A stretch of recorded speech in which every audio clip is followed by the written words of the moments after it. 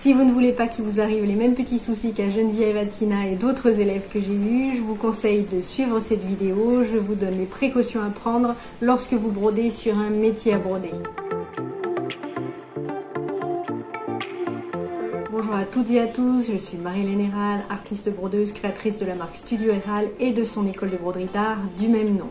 Avant de commencer, n'oubliez pas de vous abonner, c'est là juste en dessous, et d'activer la petite cloche pour recevoir les notifications des prochaines vidéos.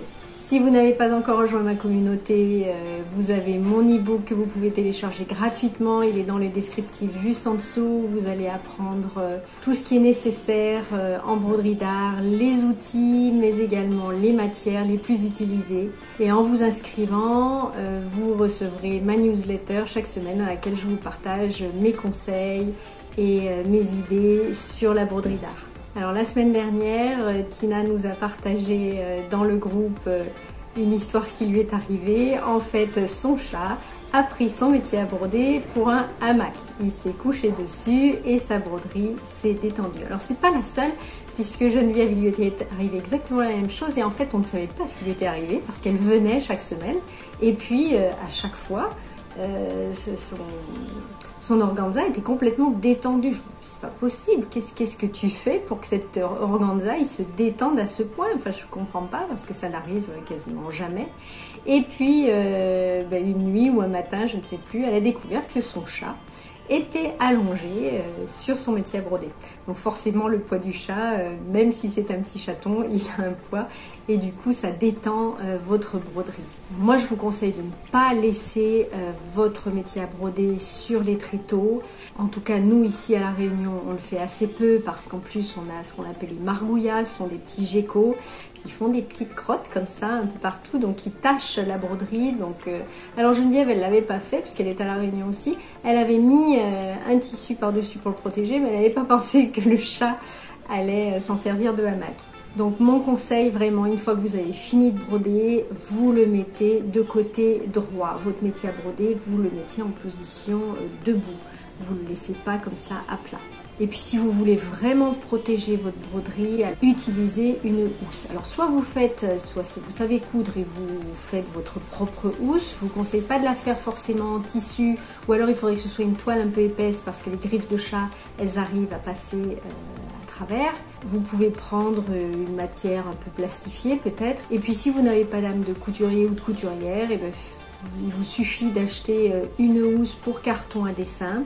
Alors attention à la dimension, hein, il faut vous prendre, si vous avez un métier à broder, un grand métier à broder de 90 par 75 je crois, prenez une housse qui convient, hein, d'au moins 100 sur 75-80. Il y en a, ça existe. Alors j'en ai vu chez Adam Montmartre, donc à Paris, je pense qu'il livre aussi. Il y en a aussi chez Roger Eplé, Graphigro, puisqu'ils ont fusionné. Vous en avez comme ça en livraison, je crois qu'il y en a aussi sur Amazon. Donc vérifiez bien la taille, la dimension, et puis procurez-vous une housse. C'est pratique aussi parce qu'il y a des anses, donc vous pouvez emporter aussi votre broderie à votre prochain cours de broderie si vous allez prendre des cours chez quelqu'un.